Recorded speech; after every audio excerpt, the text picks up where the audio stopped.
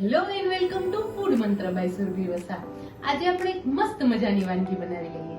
આજે આપણે કેલ્શિયમ અને પ્રોટીનથી ભરપૂર એવો બાળકો માટેનો એક મસ્ત મજાનો નાસ્તો તૈયાર કરીશું. સ્કૂલ જે છે એ રીઓપન થઈ રહી છે, એટલે મમ્મીઓ માટે સૌથી મોટો જે પ્રશ્ન હોય એ છે નાસ્તો બાળકોને કયો આપવો. એક તો ઇન્સ્ટન્ટ હોવું જોઈએ અને બાળકોને ભાવે એવું હોવું જોઈએ. તો આજે આપણે એવા જ એક સરસ મજાનો એક નાસ્તો તૈયાર કરવાના છે, જેનો દેખાવ પણ બહુ સરસ હશે અને ટેસ્ટ તો એકદમ અફલાતું હશે. અને ખાસ કરીને અત્યારે જે મેં લીધેલા છે કે શીંગ અને ચણા. શીંગ અને ચણા એ બંને એવી વસ્તુ છે કે કેલ્શિયમથી ભરપૂર છે, એની અંદર સારા એવા પ્રમાણમાં પ્રોટીન રહેલું છે અને બાળકોના હાડકા માટે ખૂબ જ મજબૂતાઈ આપે છે. એટલે હંમેશા ડૉક્ટર પણ એવું કહેતા હોય કે તમે એક મુઠ્ઠી શીંગ ચણા રોજ ખાતા જાઓ, પણ બાળકોને જ્યારે આપણે શીંગ ચણા એમને આપીએ ત્યારે એ નથી ખાતા હોતા. અને અત્યારે મેં આ ફોતરાવાળા જે ચણા આવે છે એ જ ચણા લીધેલા છે, એ ચણા અને એની સાથે શીંગ લીધેલી છે. તો આ બંને વસ્તુમાંથી એક મસ્ત મજાનો આપણે નાસ્તો તૈયાર કરીશું. તો એના માટે સૌથી પહેલાં આપણે ખીરું તૈયાર કરવાનું છે. સૌથી પહેલાં તો આ ખીરું તૈયાર કરવા માટે આપણે આ જે ચણા છે એ ચણા હંમેશા ફોતરાવાળા જ લેવાના, કારણ કે એના જે ફોતરા હોય એમાં પણ સારા એવા પ્રમાણમાં ફાઈબર્સ રહેલા છે, એટલે એને આપણે ક્યારે પણ રિમૂવ નહીં કરવાના. અને એની સાથે આપણે શીંગ લઈશું. અત્યારે મેં 2 થી 3 ટેબલસ્પૂન ચણા લીધેલા છે, ફોતરાવાળા ચણા, અને એની સાથે 1 ટેબલસ્પૂન શીંગદાણા લીધેલા છે. હવે પહેલાં અને આ બંનેને આપણે ક્રશ કરી અને એક થોડો પાવડર તૈયાર કરી લઈશું. શીંગ અને ચણાનો પાવડર તૈયાર થઈ ગયો છે. તમે જોઈ શકો છો કે એકદમ સરસ પાવડર તૈયાર થયો છે. આ રીતના પાવડર તૈયાર કરી લેવાનું છે. હવે એની અંદર આપણે અડધી વાટકી સોજી ઉમેરી લઈશું. એક બેટર બનાવી રહ્યા છીએ, એક ખીરું બનાવી રહ્યા છીએ. એની સાથે પા વાટકી આપણે ચણાનો લોટ એડ કરી દઈશું. અડધો કપ જેટલી કોથમીર એડ કરી છે, એક લીલું મરચું એડ કરી દેવાનું છે. એની સાથે 20 થી 25 લીમડાના પાન એડ કરી દેવાના છે. મીઠા લીમડાના જે પાન છે કે મીઠો લીમડો છે એ પણ શરીર માટે ખૂબ જ સારું છે, એ પણ એન્ટીઓક્સિડન્ટ છે.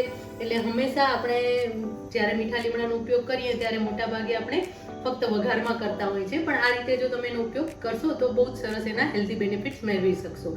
હવે એની અંદર આપણે લગભગ 5 કપ જેટલું દહીં એડ કરી દઈશું. 1.5 ટીસ્પૂન મીઠું એડ કરી દઈશું.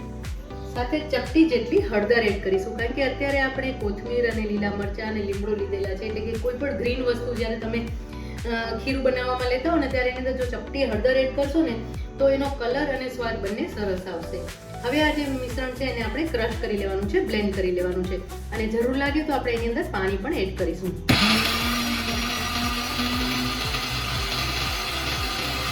ખીરું એકદમ સરસ તૈયાર થઈ ગયું છે. આપણે એને બાઉલમાં લઈ લઈશું.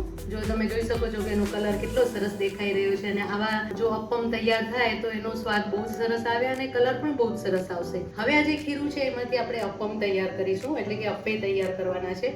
એના સિવાય તમે આની અંદરથી નાના નાના પેનકેક્સ પણ બનાવી શકશો, એ પણ બહુ જ સરસ લાગશે. તો અત્યારે આપણે અપ્પમ તૈયાર કરી લેવાના છે.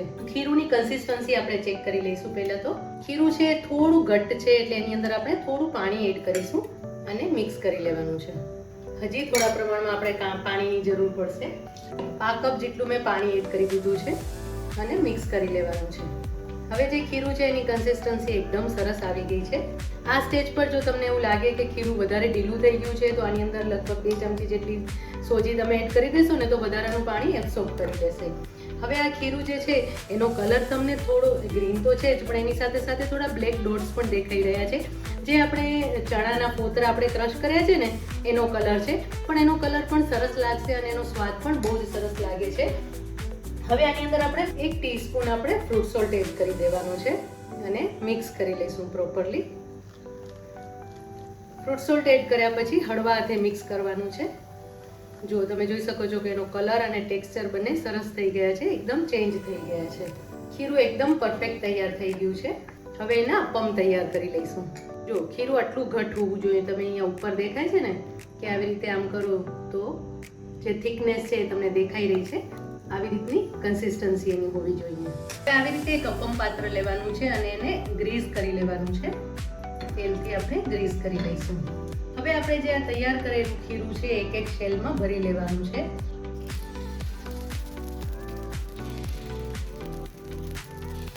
લુકમાં એકદમ સરસ અને ટેસ્ટમાં એકદમ ટેસ્ટી એવા અપ્પમ તૈયાર થશે. અને આ અપ્પમ જે છે એ તમે બાળકોને નાસ્તામાં આપશો ને તો વીકમાં 1 દિવસ તો ચોક્કસથી આ નાસ્તો લઈ જશે.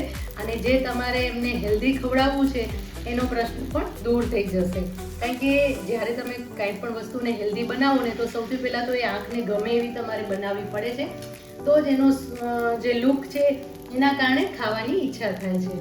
નીચે તો આપણે તેલ ગ્રીસ કરેલું જ છે. હવે થોડા પ્રમાણમાં આપણે તેલ ઉપર રાખ્યું છે અને હવે એને ઢાંકીને લગભગ આપણે 2 થી 3 મિનિટ સુધી થવા દઈશું. પ્રોસેસ છે એ સ્લો ફ્લેમ પર જ થવા દેવાની છે, ફાસ્ટ ફ્લેમ પર નથી કરવાનું. ચેક કરી લઈએ. જો કેટલા સરસ અપમ છે એ ફૂલી ગયા છે અને કલર પણ એનો બહુ જ સરસ દેખાઈ રહ્યો છે અને ઉપરથી પણ સરસ કૂક થઈ ગયા છે, કારણ કે ઉપરથી આવી રીતે ક્રેક પડી ગઈ છે. અને હવે એને આવી રીતે પલટાવી લેવાના છે. કોઈ પણ સ્પૂનના પાછલા ભાગથી આવી રીતે તમે એને પલટાવી શકો છો. એકદમ સરસ રીતે કૂક થઈ ગયા છે, એકદમ સરસ દેખાઈ રહ્યા છે. આવો નાસ્તો જો બાળકોને મળે ને તો બાળકો શું મોટા પણ ખાવા માટે તૈયાર થઈ જાય. ફરીથી થોડું તેલ લઈશું, લગભગ ½ ટીસ્પૂન જેટલું જ, વધારે તેલની જરૂર નથી. અને 1 મિનિટ સુધી આપણે એને ફરીથી થવા દઈશું. હા, એકદમ સરસ બંને બાજુથી અપમ તૈયાર થઈ ગયા છે. એને આપણે હવે એક બાઉલમાં કે પ્લેટમાં લઈ લઈશું અને આવી જ રીતે બીજા અપમ પણ તૈયાર કરી લઈશું. હવે એક વખત તમારું આ અપમ પાત્ર છે એ જો ગરમ થઈ ગયું હોય તો પછી આ અપમ બનતા જરા પણ વાર નથી લાગતી. એકદમ ફટાફટ આ અપમ તૈયાર થઈ જાય છે. અને જો તમારી પાસે આ અપમ પાત્ર ન હોય તો મેં કહ્યું એમ પ્રમાણે તમે નાના નાના પેનકેક્સ પણ બનાવી શકો છો. તો કેટલા સરસ દેખાઈ રહ્યા છે. આવી જ રીતે આપણે બીજા અપમ પણ તૈયાર કરી લઈએ. ચણાની સુગંધ એટલી સરસ આવી રહી છે ને કે આ અપમનો સ્વાદ એકદમ અલગ જ ખાવાનો છે.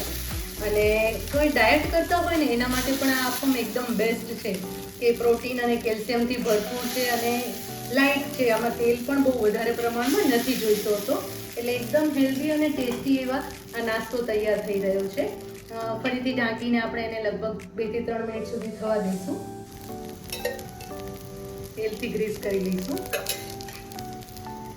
ફરીથી ઢાંકીને 1 મિનિટ સુધી થવા દઈશું. પછી પલટાવી અને એને ફરીથી 1 મિનિટ થવા દઈ અને બાઉલમાં લઈ લેવાના છે.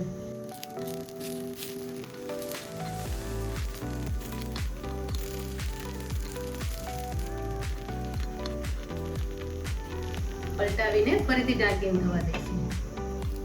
અપમ સરસ તૈયાર થઈ ગયા છે. એને આપણે બાઉલમાં લઈ લઈશું. મસ્ત મજાના અપમ તૈયાર છે. આપણે એને સર્વ કરી લઈએ.